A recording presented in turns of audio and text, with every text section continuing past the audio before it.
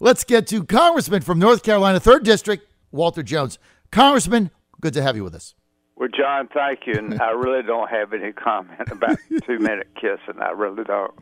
You should try that when you get home. Well, I've been married 51 years, and I'm a lucky man to have been married 51 years. And so maybe 45 years ago, I might have wanted to talk about it. You know what? You should give it a shot, and then you, too, can report back next week and see how it went. Well, by the way, bad news. I might drop dead, you know. That's what I'm thinking, right? I mean, how could you even breathe, right? That's my point. I don't think I could. Walter Jones found deceased after trying to execute a 2-minute kiss. Congressman, dead in the kitchen. God forbid. Hey, Lord. Evangelist. What a world we live in. It really is so ridiculous. Evangelist Billy Graham. Great man. Yes.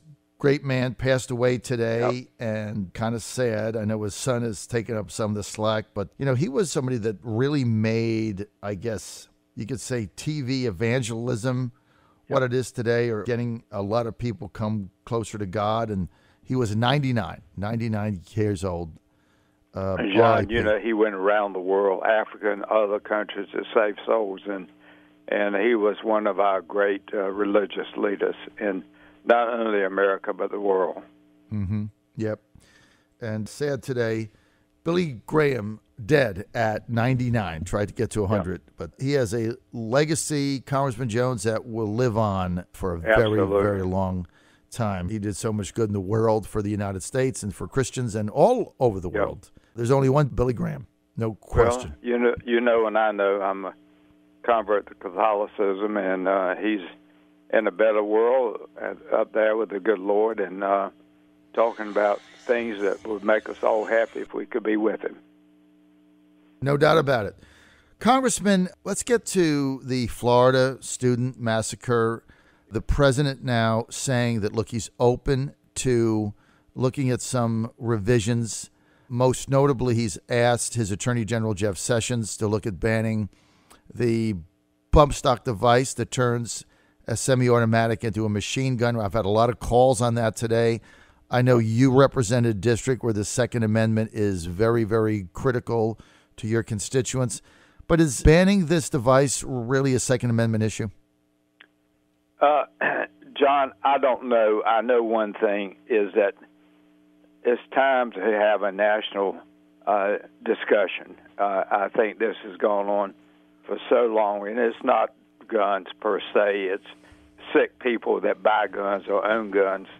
And I think that if I could advise the president, which I can't, I would want to analyze whether it makes sense or not to put together a select committee in the House and Senate. Take 6-7 months, and there'll be other things you do, not just one issue, and look at all aspects of the problem, whether it's bump stocks or something else. It's kind of like a piecemeal type thing. I do think we need a national debate and figure out what should or should not be done. And this reacting every time there's a tragedy, which it was a tragedy in Florida, you acknowledge that. But then it's at the forefront for about a week, and then it's gone. Right. I think that the president could serve this country and himself if he would ask the leaders of the House and Senate, what does it make sense to have a select committee to look at, several aspects of the problem. This will be front page news for probably 2 weeks, especially if the young people come to Washington. I mean, then they go back on the front page.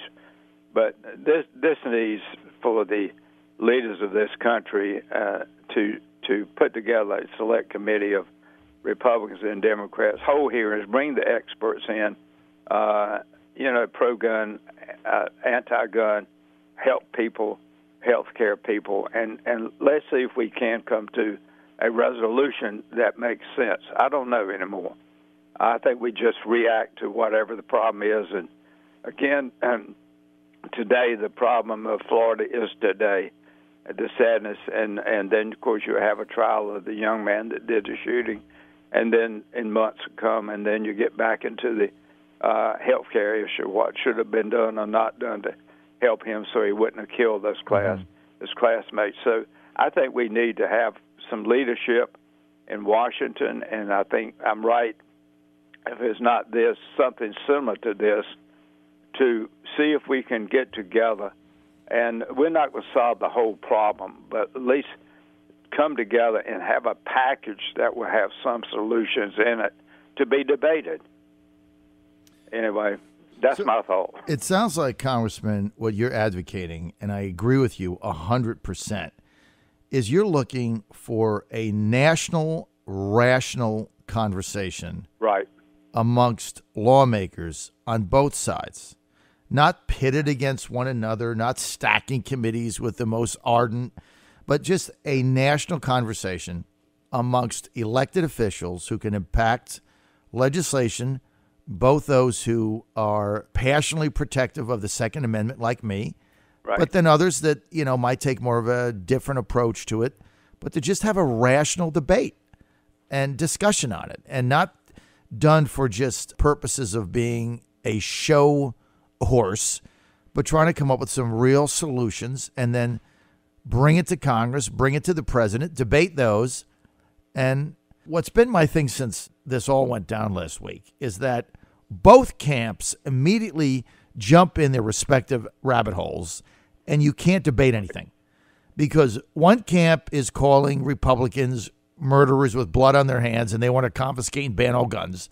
And then the other side is saying anything that would take anything away or restrict anything is for taking your guns away. And so you blame each other and you have no debate. And so that's what we've been trying to do on our show for 5 days, is just have a rational discussion about, is there something that could be done? And look, when you look at this Florida thing, Congressman, there's no question that there were enough warning signs that the background check situation was not fully implemented. There was not a dialogue between local, state, and federal governments on what this young man was capable of. Warning signs were missed. And then the fact that, at 18 years old, he was able to go out and basically buy an arsenal. We've got another young man right now that threatened a school. This was just published earlier today. Threatened a school, and they checked him out, and he had an AR-15. This kid's in Maryland, part of my listening area. Police today in Maryland found an AR-15 styled rifle, a shotgun, 2 handguns, ammo, and a tactical vest in the home of an 18-year-old honor roll student who police say last week brought a loaded 9mm handgun to school, authorities said. Now, he purchased all these legally. He's 18. He has no record. Okay? So, my question is, why is a kid in high school able to buy 6 guns? I mean, why not look at maybe raising the age to 21, at least having the dialogue? And if it gets shut down, it gets shut down, right? John, that's you as always. I think you're right on target, because this is exactly what we need to have, is a discussion and have an end point to it. Don't let it go on forever and ever. 6 months, maybe a year. I don't know. I wouldn't be making that decision, but the leadership working with the president ought to be able to come up with some type of plan to bring the debate to not only the Congress but the American people, because we are elected to represent the people. And I don't know why it wouldn't be worth trying to move in this direction. We're not accomplishing anything right now. You got different gun laws in every state in America. We know we got an issue with mental health funding. So it's time to have this select committee. I'll use that word. It could be anything else. It could be a commission. It could be anything. But we need to start this debate, because this won't be the last tragedy. You know that, and I know that. What is, John, you're an expert in so many areas. What is it something like 90 people are killed every day in America or murdered? I mean, this is not going to fix all the problems. It won't happen. But we got to have that discussion as to what, in a small way, can we do to make a situation better instead of keeping it worse. And maybe we can't do anything, but at least we can start to have the discussion to try to find a way to solve it. We've solved a lot of problems in the United States, and this is one that we have to do. So we're with each other on that. I'm with Congressman, Republican Walter Jones, 3rd District of North Carolina. That's the Outer Banks area, all the way from Ocracoke Island up to the Virginia border in Chesapeake and Suffolk area. Congressman, the budget that passed over a 2-year period, another $185 billion in increased defense spending. General Mattis happy. All the Department of Defense officials happy. You know, it's amazing. In this whole discussion, there was absolutely zero debate of why we continue to have expansionist military policy all over the world. I mean, I'm all for getting the military the supplies and the equipment they need, but there was zero debate on getting out of some of the places we're in. Now, you look at what's going on in Syria right now. Assad having another offensive. Why are we there? I mean, we still don't have an AOMF, a rationale, yet we have troops and armaments in Syria fighting Assad on the side of who? No one knows. There's additional carnage, and we can't even have a debate about why we're in there. See, it's incredible to me.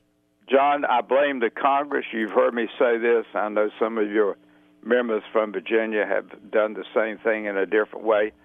There is absolutely no excuse for the House of Representatives, I'm in the House of Representatives, to not have a debate on our foreign policy, in this case, Afghanistan, because I say Afghanistan, it could be Syria, but for me, Afghanistan, after 17 years, no reason to continue to think we're going to change history. History says Afghanistan will never be changed. And to me, it is a failed foreign policy that continues. And I blame Paul Ryan for not allowing the House of Representatives to have a debate on a new AUMF. Well, we had this discussion back in October, right? When was it October, right? Barbara Lee got it through committee. Barbara Lee, the liberal Democrat from the Oakland area, I believe, got it through committee. And then Paul Ryan killed it in rules and said, well, it doesn't really belong in appropriations, but, you know, I promise you we're going to get to it. That was October. Now it's March coming up. Yep. We still don't have squat. We have nothing. Scott Taylor was in his office. He promised him. Rob Whitman, chairman of the Sea Power Committee, went to his office. He promised Rob Whitman of Virginia. He's promised Walter Jones. All he does is make promises. They're all lies. Well, John, this is where, thank you, and the many years you've been pushing on this, as well as some other people across this nation. It's just, if I could change one thing, and you've heard this before, it's the influence of money on policy. Money drives policy. Yep. It should be the people of America drive policy. Yep. But it's not anymore. Well, and, you know, look, again, we're all for supplying the Department of Defense and the military with what they need. But you give them another $185 billion over what they already have. Fine, they had to deal with sequestration. I get all that. I understand it. A lot of people that I trust said this money was critical. But along with that, you should have a debate of why are we in Syria? Why are we in Afghanistan? Why are we in all these different places? And that debate never came. I have no problem spending the money, but the second half of the debate was absent.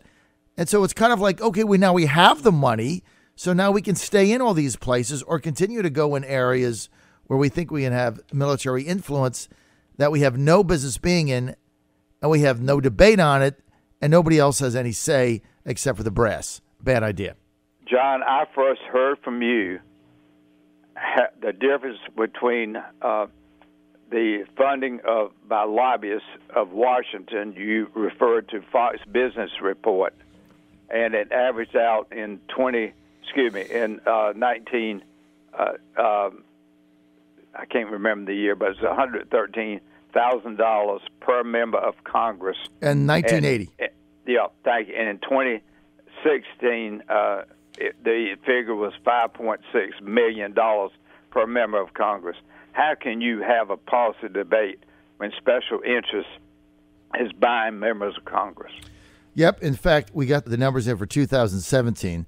So just to give you an idea, in 1980, lobbyists spent $113,000 per member of Congress. Okay, this was when Reagan took office.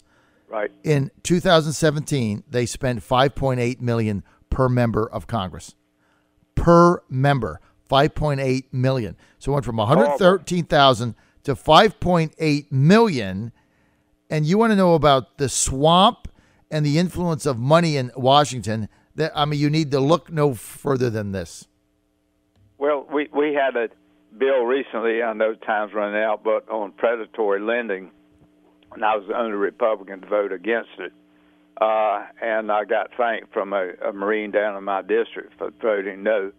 But then if you look at the chairman one of the ranking members from my state, if you look at who handled the bill, go on OpenSecrets.com and see how much money he had gotten from the financial institutions, you would be amazed.